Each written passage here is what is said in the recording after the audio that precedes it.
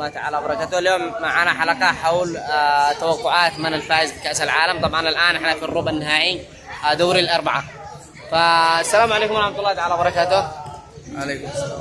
كيف حالك يا أخو وسام؟ الحمد لله. من تتوقع الفائز بكأس العالم في هذا المونديال؟ المغرب. طبعا شجاع المغرب. ننتقل إلى عطاء. يا عبد الكريم، من تتوقع الفائز بكأس العالم؟ أتوقع الفائز شوف حسب التنبؤات أنا قريت في بعض الرسائل إن اللي بيفوز في هذه المونديال الأرجنتين، لأن في مجريات حدثا مرة ومرتين ودي الثالثة، يعني في أحداث متوائمة متشابهة حدثت في تقريبا في التسعينات وحصلت بعدها فترة، وبعدها هذه يعني في المونديال حصلت إن الأرجنتين خسرت في أول مباراة وضيعت ضربة جزاء في بعدها. هنا توقعت ان الارجنتين تفوز. شكرا اخي عبد الكريم. عطاء المتوقع الثاني يتوقع ان يكون الفوز بس أنا للارجنتين، ولكن نفضل ونتمنى ان يكون الفوز اسمع بس أنا لمن؟ أنا توقعات غير بس التمني غير. ايوه، أنا توقعت الارجنتين بس أتمنى بكل فخر أن يحصل على الكأس المغرب، يعني دولة عربية. المغرب لأنها ننتقل إلى شخص آخر، أحبابنا وأصدقائنا. يلا حبيبي. السلام عليكم ورحمة الله تعالى وبركاته يا شباب. طبعا عندنا توقعات حول من سيفوز في كأس العالم في مونديال قطر. تتوقع من بيفوز يعني؟ والله اتوقع بتاخذها فرنسا. الله.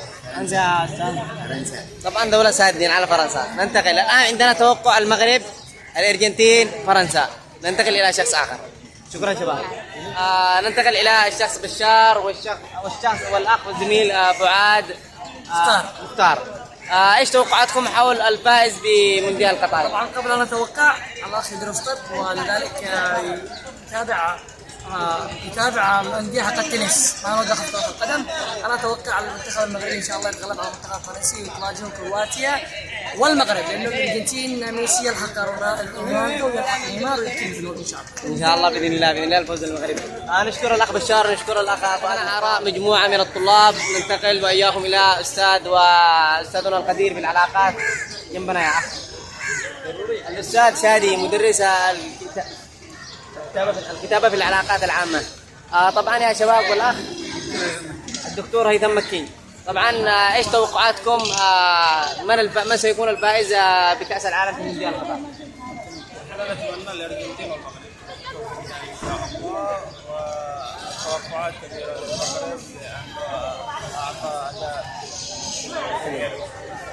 مقارنة ان شاء الله باذن الله. ما اتوقع انا ما اتوقعش ان ندعي انه يفوز المغرب ان شاء الله عشان يكون الكاس عربي. كلنا نتمنى ان يكون الفوز للمغرب، ولنا الفخر ان تكون دوله عربيه فائزه بكاس العالم. شكرا لكم استاذ. يلا ناخذ راي الاخ والزميل رشاد شريم، مندوب الدفعه السابعه اعلام. يا رشاد شريم، ايش توقعات يعني حول الفوز؟ من سيفوز بكاس العالم في مونديال قطر؟ من سيفوز؟ أتوقع منتخبين وأتمنى ولا لاعبين موشى. أتوقع منتخب دخول مفاجئ طبعا مع الاخ والزميل رشاد. طبعا لحظه نكمل موضوعنا. لحظه لا يغركش. طبعا قلنا قال لك شجع المغرب انه هو من الارجنتين، عارفين يعني نفوز ميسي، لكن ان شاء الله هو شهاب ان شاء الله باذن الله ذلك. وفي لحظه انا خيب الله يا اشرف نسينا ناخذ راي الاخ رشاد. كمل. بالنسبه لي الاربع المنتخبات اللي طلعان انا اشجعها كامل، لكن في اللي البرتغال عفوا اللي المغرب، الارجنتين، فرنسا، بعدهم كرواتيا. اتوقع اللي يشيل المونديال واحد ولا اثنين، يا فرنسا يا الارجنتين، بس اتمنى المغرب ان شاء الله بالله. نتمنى المغرب. انا كنت اشجع البرازيل كمنتخب الاول في المونديال، البرازيل. ايوه طبعا ان شاء الله نتمنى الفوز للمغرب. وشكرا لمشاركتك معنا استاذ رشاد. يلا اتوقع الارجنتين. الان ناخذ راي الزميل والاخ والصديق محمد الجرادي. يا محمد الجرادي، من توقعك فيفوز بكاس العالم؟ على فكره ننوه، وكان بيشجع الريال البرتغال رونالدو، بس خرج الحمد لله. وان شاء الله نعزي ونقول عظم الله لك الاجر والثواب، وان شاء الله باذن الله موفقين في موفقين في مباراه اخرى. ايش رايك؟ كرأي دون تحيز. نعم.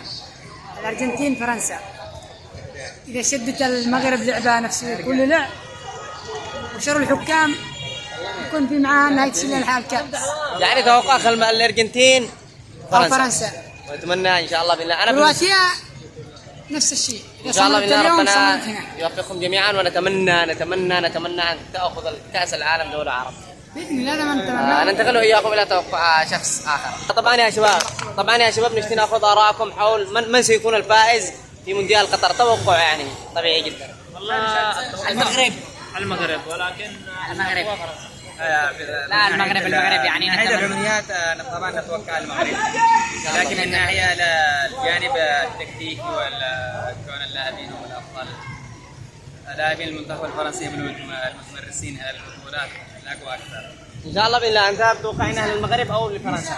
وانت يا استاذ وسيم؟ انا والله اتمنى الفوز ان شاء الله يكون للمغرب ودوله المغرب ان شاء الله باذن الله للمغرب، وانا اتوقع ان يكون المغرب واشجع المغرب واحب المغرب، ولنا الشرف بان تكون دوله عربيه تاخذ الكاس ان شاء الله باذن الله. طبعا انا اتمنى واتوقع ان يكون الفوز للارجنتين او للمغرب ان شاء الله، واتمنى ان يكون للمغرب.